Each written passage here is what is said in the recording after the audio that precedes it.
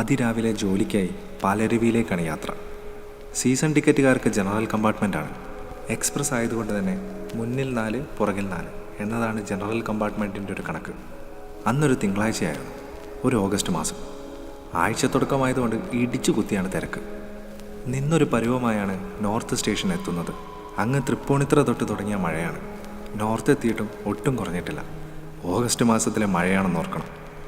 കുടയും നിവർത്തി ട്രെയിൻ ഇറങ്ങി. ആദ്യ ഷെഡ് കഴിഞ്ഞ് 5-10 മീറ്റർ കഴിഞ്ഞാണ് അടുത്ത ഷെഡ്.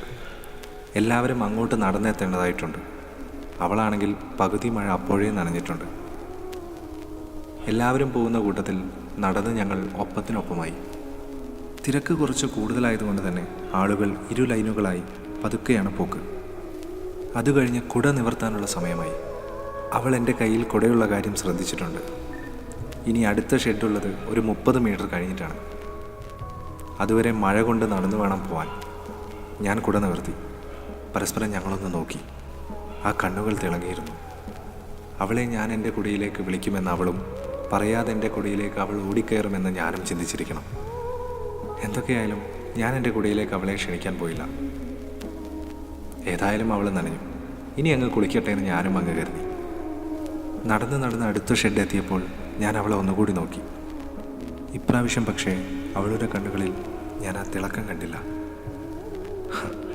അത് ചിലപ്പോൾ ആ മഴ നനഞ്ഞത് കൊണ്ടാകുമെന്ന് ഞാൻ എന്നെ തന്നെ ആശ്വസിപ്പിച്ചു.